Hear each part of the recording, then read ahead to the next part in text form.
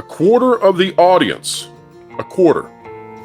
That is what the media has yet to tell you, but which we are ready to say. After the first weekend, domestic, for Indiana Jones, The Dial of Destiny, although trust us, the worldwide does not get any better, we can say with certainty that only a quarter of the audience that typically comes out for an Indiana Jones franchise film showed up this time. That's catastrophic. We're going to tell you why, and we're going to tell you how it could be fixed.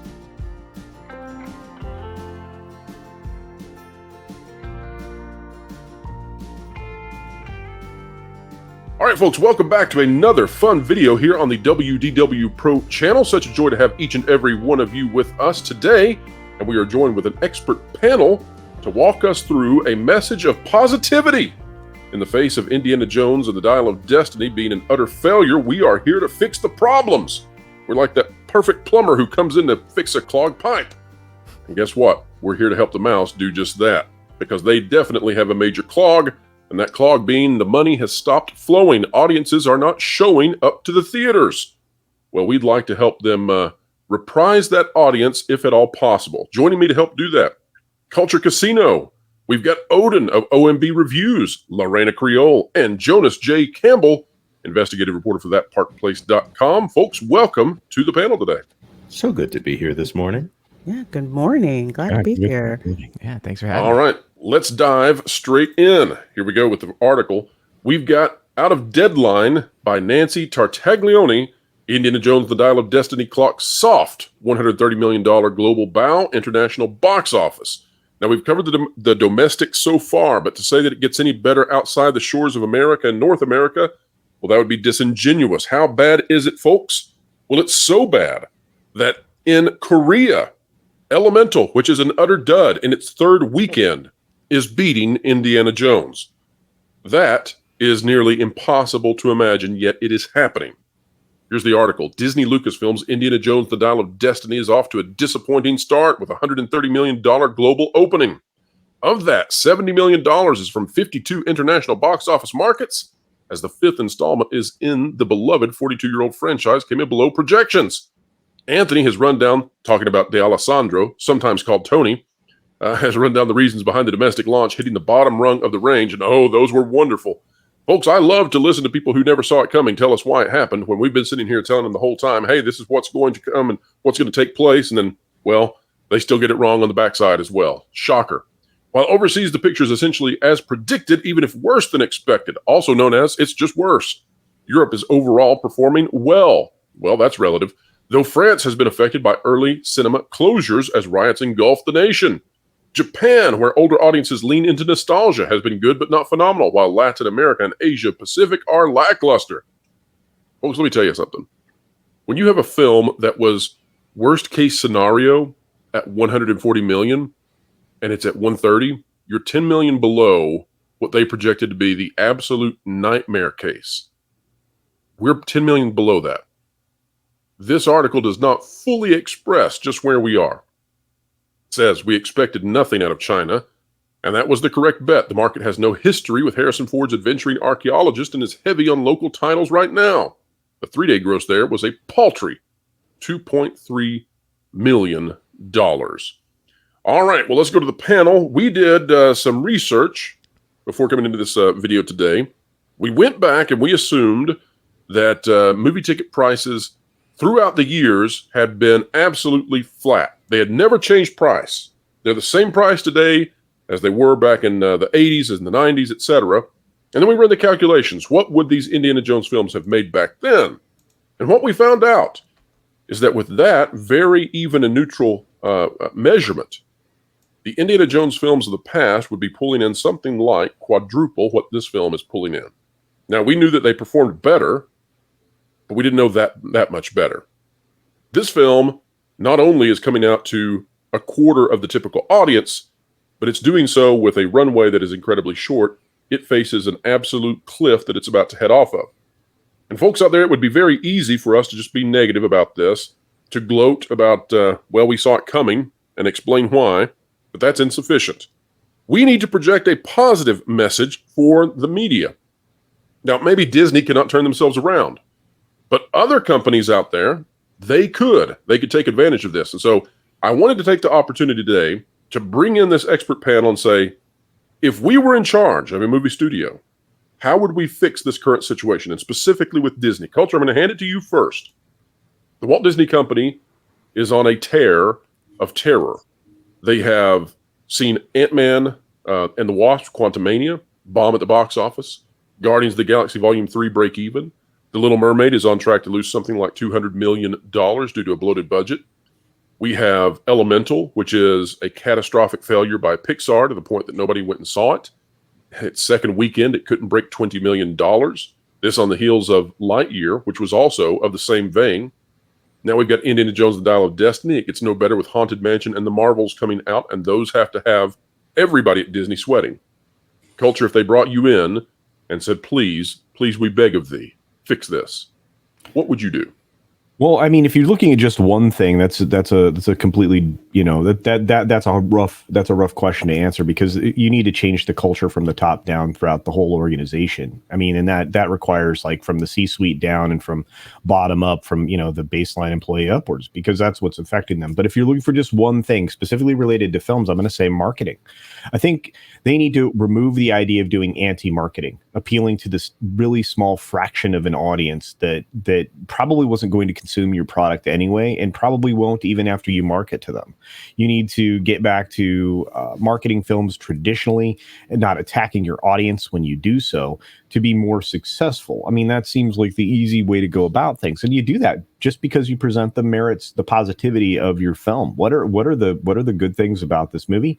How is this going to entertain you and allow for you to escape? So the marketing is the first place to start, and you have to get away from that anti-marketing methodology that allows your actors and actresses to come out and say silly things that are going to push away the vast majority of your audience, because you need as many people as possible to see the thing that you made so that you actually make some money on it. Hey folks, pardon the interruption. July 3rd, 8:30 p.m. Eastern Time, we're going to host a special live stream.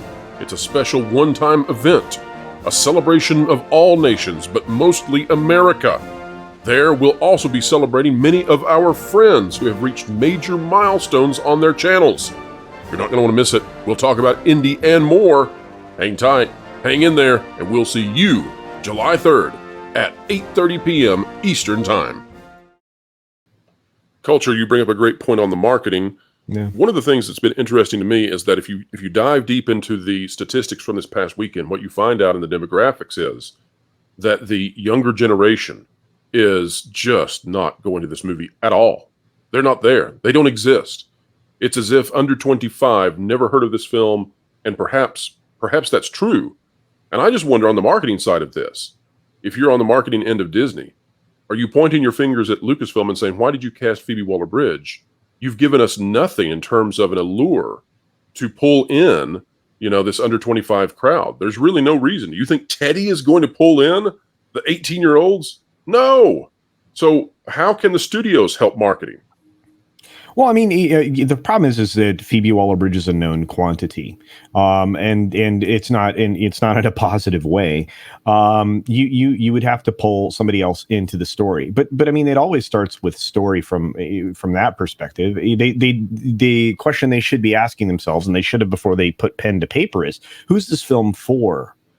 And the problem is it was only going to ever appeal to the 35 to 75 audience, the older folks that would have known quite a bit about this property, considering that the last film was 15 years ago. You've never done anything to support this IP since its acquisition, which, came along with the Lucasfilm deal.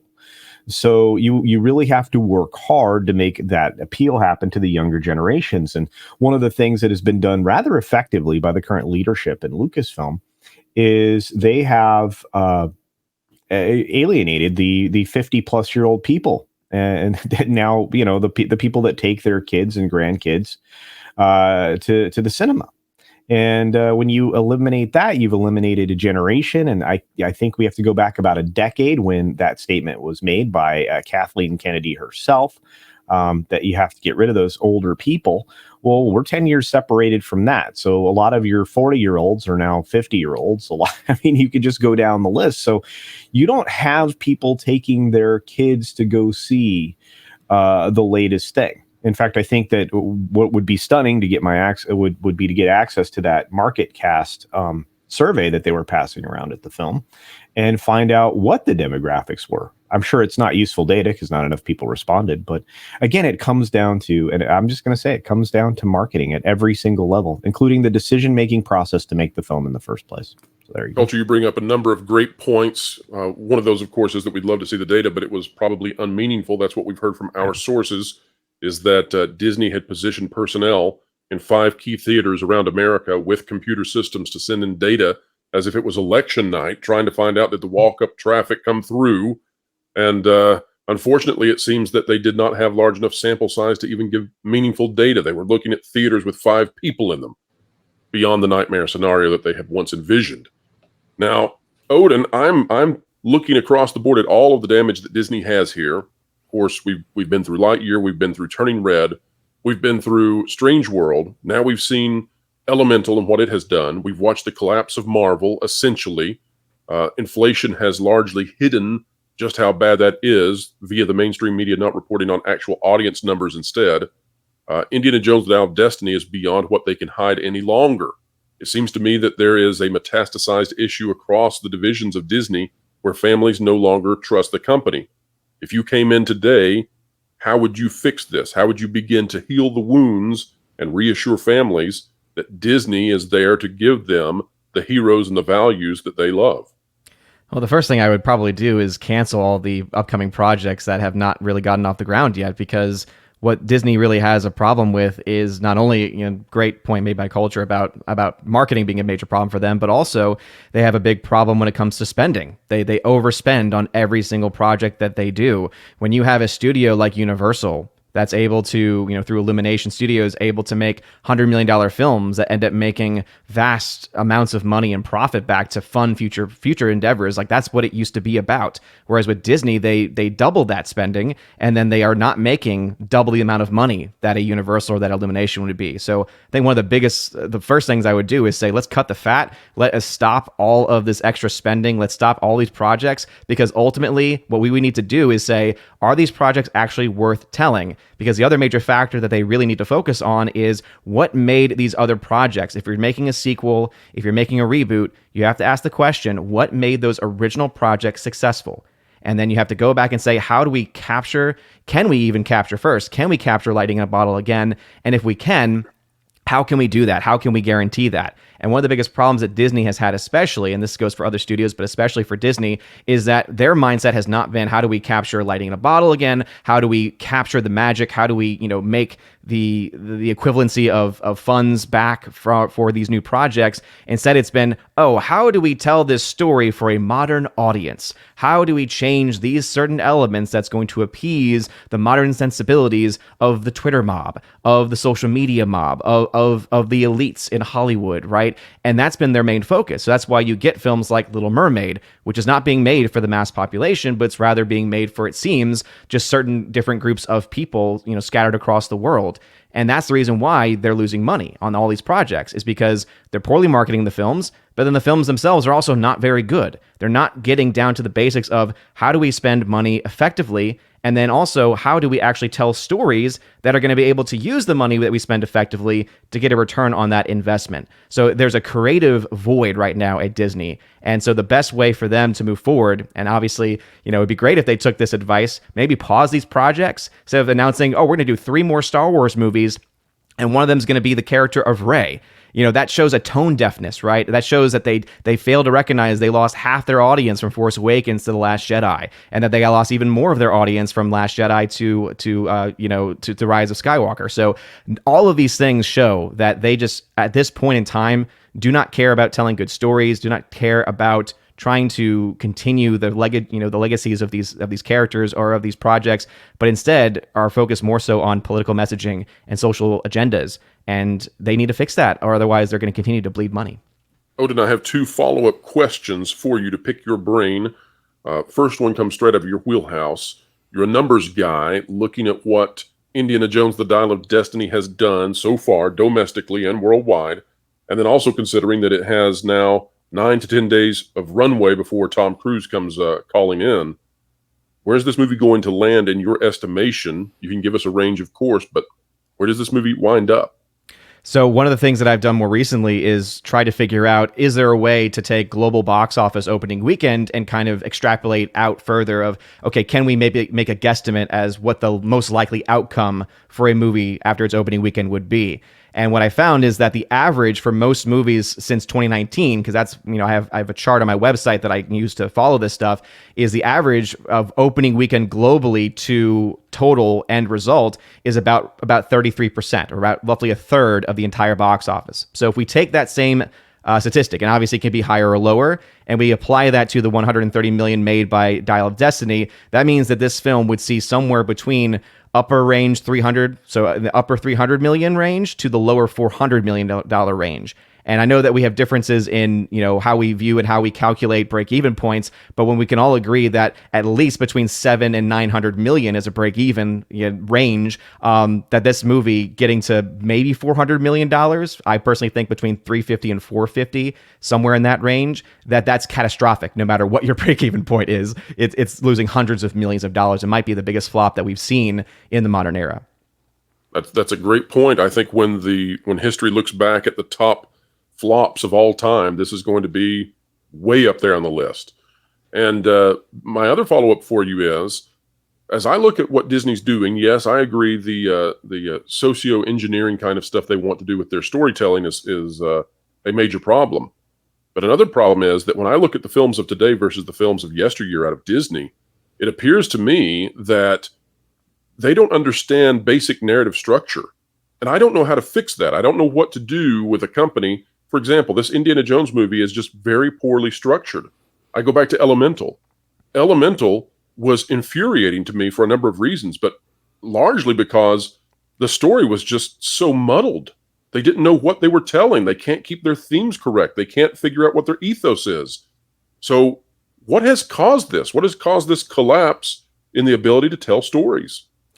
To me, it seems that it is just corporate overreach. When you look at some of these films, especially, I remember, going to the credits for Dial of Destiny, and I noticed that there were, 3 or 4 writers that were credited for the movie. So you've got so many different writers coming in. All of them probably have different visions. In the case of Dial of Destiny, we know as a fact that it went through production issues, that there were different people attached to the project at different times. And this has been a problem for a lot of these major studios as well. So it seems that as far as a solution would be, hey, why don't we go back to finding and to supporting good storytellers, and then saying, all right, we're going to trust you with this movie and for you to tell the vision and tell the story that you want to tell, and only have very minor interaction. Like, for instance, for Disney, if a kid's movie's being made, if their director or the writer is going off making a story that's closer to PG-13, that would make sense for them to say, no, this film's going to be marketed to kids. We need you to change certain elements. But instead, they've been like, no, we need you to touch on this, and then all of a sudden the directors and writers say, all right, I'm over it. I'm done with it. I can't handle this anymore. And then we see the turnaround, the very high turnaround, especially under Lucasfilm, more so I think than any other part of Disney, with Kathleen Kennedy. I mean, she's notorious for losing directors and losing creative minds. I think especially Solo Star Wars story is a great example of that, with the firing of Lord and Miller after the vast majority of it had been filmed, having to reshoot a lot of it again with a different director. So again, this is a huge problem for Disney overall. And now she's famous for losing audiences. Mm-hmm. So no bueno for her. Mm-hmm. Lorena Creole. Disney has done the unthinkable. We exited last weekend. So not the one we just went through, but the weekend prior, we went through, adjusted for inflation, what we believe is the worst summer box office weekend of all time, going back to 1974, 1975, in the era of modern summer blockbusters. We had the top 2 front runners on the box office performing under $20 million. And yet Indiana Jones, The Dial of Destiny, with zero competition facing it whatsoever, still managed to fail. And what that means is that families, they determined that they were just simply not going to the movies. that they're breaking the tradition going into Independence Day week of simply not going to cinemas. They're not going to go. And that's a step beyond what we typically see, right? Usually what happens here is that families will go see a mediocre movie in order to just go see a movie and eat some popcorn. They're not going. And I don't think this has anything to do with any kind of pandemic. I think this has to do with a difference in values that families hold versus what's being put out there by the studios. So Lorena, I go to you now and ask, if you are these studios, not just Disney, but the other companies, how do you begin to reduce this fracture, this fissure between families and the movie makers? How do we fix this? Well, that's an excellent question. I think what it boils down to completely is trust. And culture brought up a good point about just the agenda that the studios have been having about pushing out a message instead of pushing out quality entertainment. And that seems to be the problem with what's going on right now. Families have very limited budgets. So even if, say, there's a movie that's not that great, mediocre, but it's fun, it's family friendly, families are willing to go out and spend their money and do that. But also, what to speak to what Odin's point is, there's a lack of coherent storytelling that's going on. There used to be, whatever movie was out there, you would have a defined, who the heroes were, who the villains were, what the conflict was. Very straightforward, but they're not doing that anymore. So families are like, why should I go out and spend money in the summer, which historically you would go out in the summer? Just stay home and get something on streaming. It's like, why do I want to spend money on something like Elemental when I can just go and buy Super Mario Brothers that's already out there on DVD? Why should I do that? But as to address the issue, they've got to go back to, I would say, doing some small steps of goodwill to show that, one, hey, we know we screwed up, but to start putting things out there. Like, for example, when I think about the theme parks, I'll go back to the Indiana Jones stunt show, how beloved that stunt show was. In the pandemic, they shut that down. When they brought it back, there were elements of that show that they changed that did not go over very well with me, didn't go over very well with families. There was one point in the show where if they seemingly picked someone out of the audience to demonstrate how to take a punch, and that went over well because people thought that it was some rando that they pulled out, and it's great. Now they have a female stunt woman basically punching out one of the stuntmen on the regular. It's not funny. It's not interesting. It's embarrassing.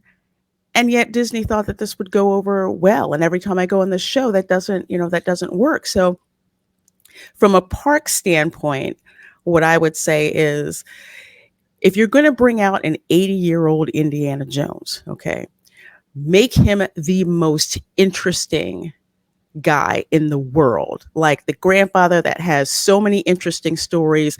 The kids can't wait to go visit him and find out what he's done. Okay, when I was your age, this is what I did.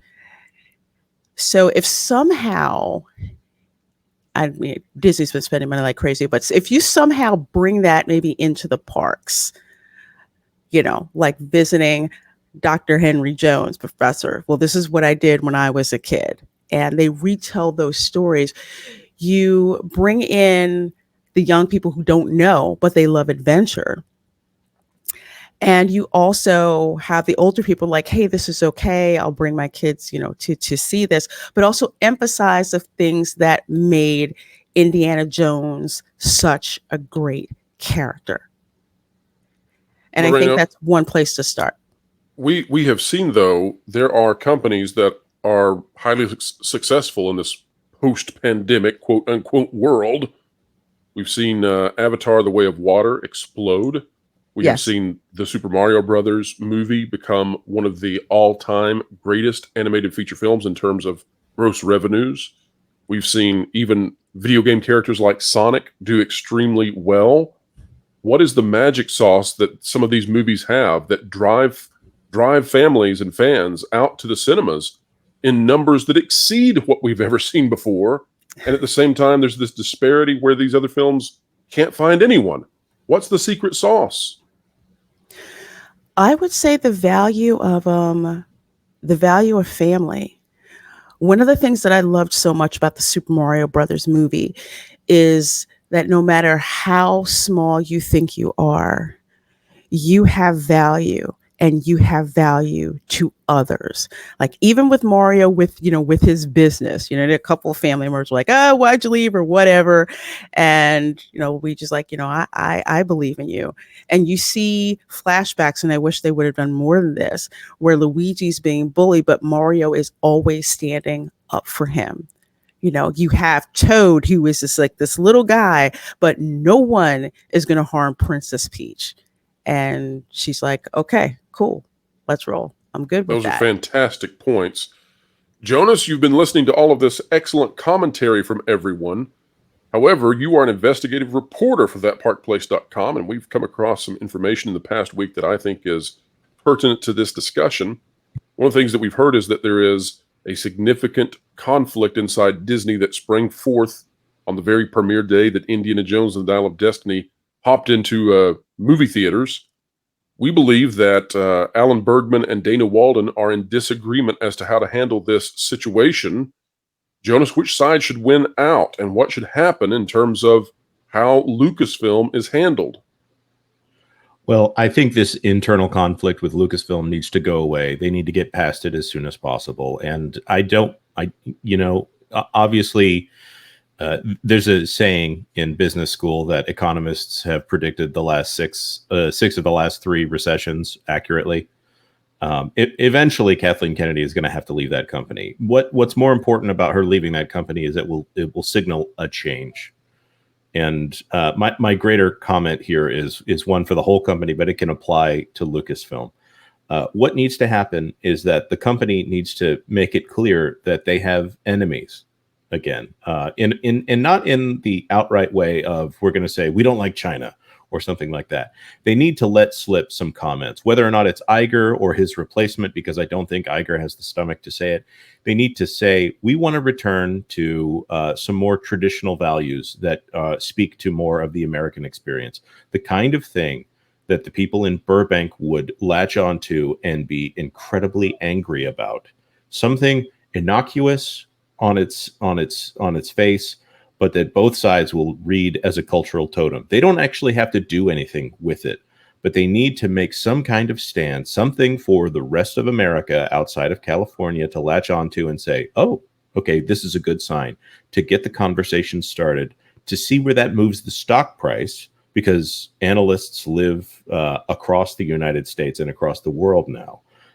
They need to make it clear that they are going to make some kind of change, because right now Disney is a dead brand to everyone except, and I'm gonna crib from Culture's notes here, outside of this childless older demographic that has no intention of having kids at this point, unless there's some kind of accident. The Disney adults are not going to continue your brand into the next generation. And so things are just going to drop off from here on that marketing aspect. Okay, you might get another influx, but the plan is not there for that to happen. They need to do something to get back to that multi-generational aspect and signaling to the part of America that has deep pockets and are really looking for something right now, because Disney was the one that provided it in the past. That great American image, that hopeful image of a brighter future, that great, big, beautiful tomorrow shining at the end of every day, not a look into the past and the pain of the past that, okay, we all acknowledge. They need to do they need to get someone in there, and they need to hire some geniuses with some vision to direct their movies also. That's kind of important. But they need to signal that they are making a change. They need to do it on purpose, and they need to do it as soon as possible. And probably getting rid of some of the people that are in charge right now would go a long way towards doing that. Instead of a great big beautiful tomorrow, we've had reimagined tomorrow. It seems to me that the results of this box office this year, which are extremely bad for the distributors, I think is a condemnation overall of postmodern storytelling. I don't mean to harp on that over and over, but I don't see any other way to look at this the Luke Skywalker where the values were stripped away, that has damaged the desire for audiences to return and go watch Indy because they know they're getting the same thing. Nobody wants to go see Indiana Jones be a failure and then overcome a failure because they want to see that this man who was one of the greatest professors and archaeologists as presented in the franchise, that he is a man of great success. And then perhaps a story can be built around the idea of, would he consider coming out of that success to go on one last adventure if it was meaningful enough? Perhaps to save his pal Short Round, or if Short Round has a daughter or even granddaughter that needs to be saved, and that's worth a trip to go do so. Maybe it's even to save the fate of the nations. But instead, Disney seems determined to give us these sorts of stories where Indiana Jones is a baseball bat, a welding old grumpy man knocking on the doors of an apartment beside him and yelling, "Get off my lawn." That's not what we want to see. And we don't want to see these other films either, in which they are taking traditional storytelling and stripping it down and questioning everything. This simply doesn't work. It even goes down into destroying stunt attractions at Disney World, as Lorena mentioned. Now, you all have heard the commentary from each and every one. I want to give opportunity for final thoughts before we wrap this one up. Folks on the panel, tell us one more time, how can they fix this? Culture, final thoughts after having heard everyone. Well, I think everybody makes excellent points, and it just what that points to, or what that says, I should say, is that there are many problems that they have to overcome. It's not just one thing, and we can give our helpful suggestions, not that they would take them, as you said at the beginning of the video, but I feel like if they took any of them, it could only be a step in a positive direction. I look at it, and I talk to people all the time, many of you who are here on this panel, and I think we all agree on what needs to happen. But at its core, Disney needs to get back to what you suggested, Pro, and that they have to get back to its heart, which was all of these traditional family values and the things that surround them, because that's where the money is. That's where the future money will be. Everybody here made great suggestions, but it's such a large cultural issue for them as a corporation at every level that they just have to find their heart or their soul, probably, again. I think we're seeing a divorce between how society is presented in the media versus what society must be. And I think that has done a grave disservice to companies like Disney, because they've made assumptions in the type of content they create, and there's not the audience they believe exists. I have to jump in there because you said a word that is really applicable to the concept of Disney. There are so many fans of this company that have gotten so disappointed that I have heard the boycotting of Disney or the letting go of Disney described in the same manner as a divorce. It's a depressing thing when you realize there's a moment for every person who likes the company in the way it used to be versus the company that it is now. And the sadness of a divorce is an excellent touchstone for what that's like. Sorry, go ahead. No, I was just going to get Odin's take on that. But Odin, would you like to give a response to what Jonas has said?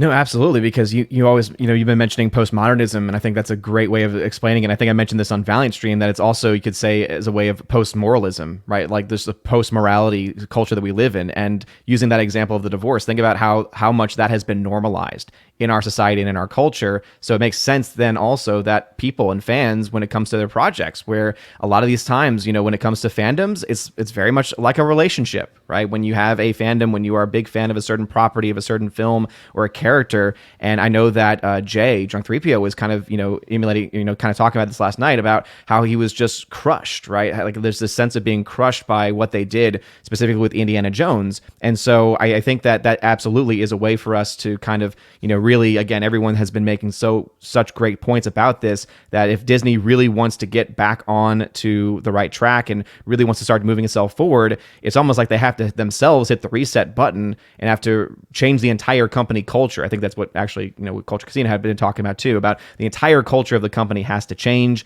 and has to start from the top down. And if you have people at the top that are not pulling their weight, that do not have that vision, that cannot have that vision, then they need to go.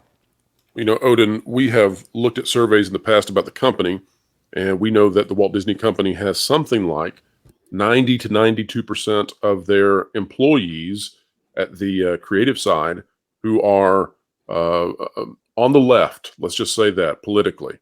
Now, this is not a political channel, but I'm here to say that if any company out there has that sort of a disparity in terms of the representation of political beliefs, you're not going to receive any kind of product that matches the market. And the other problem there too is that you don't have the pushback within the company to help create the best product possible because you don't have disagreement.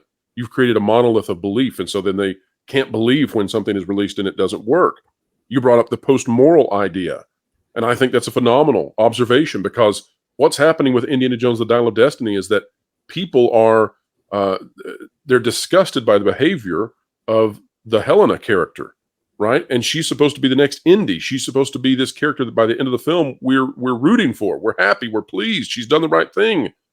But she's a character that audiences loathe because she isn't moral. She isn't good. She may finally do the right thing, but no one knows why. And that's that post-moral situation where we can't root for characters who give us no foundation to believe in. Lorena, I want to give you the very last word on this. After all has been said, Lorena, where can Disney go to begin to heal? I think before they begin to heal, they need to acknowledge their part in having things go so wrong. They need to give that mea culpa. Disney is not known for doing that, but that would go a long way in them saying, you know what, we messed up.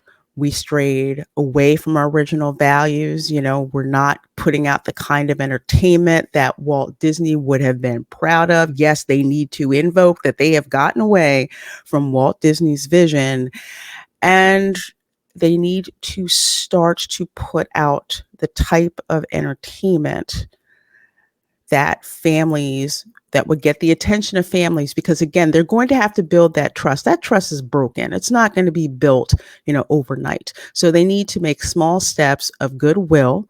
They need to get out of the politics.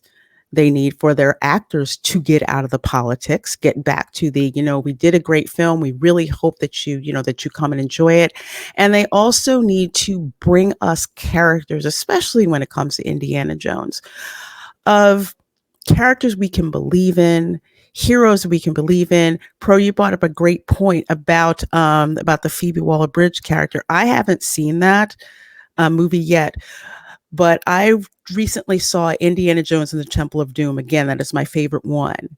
And in the beginning, Indy's all about, hey, the Sankara stones, fortune and glory, kid. And that's what it seems like he's going for. But he sees what those stones mean to that village. And that's, that scene at the end where he's repeating that curse of what's going on because you're taking the stones for yourself and not for the people. And he brings the stone back to the village and sees what happens. And I'm trying to, I forget if it's Short Round or if I forget which one it was, who said, you could have just kept that for yourself and gotten all this money. It's just like, no, I've seen the stone's power and it's in its rightful place. And it would have just collected dust, in a museum somewhere. That shows so much growth between what Indiana Jones started out with in the movie and how he ended up, and why so many people love that, because we got taken on that journey and Indiana Jones was better for that moral decision that he made. And those are the things that families are looking for: good lessons that they can teach their children, good lessons that they can remember. And like, I should have did that. I can do better. But those are the things that make those movies so memorable. And Disney needs to get back to that. They really do. It seems apropos at the conclusion of your remarks to say that perhaps we should repudiate then what Kathleen Kennedy and James Mangold have presented to us in this most recent iteration of Indiana Jones. No, it is not how hard you believe in something, not what you believe in. It's both. What you believe in really does matter.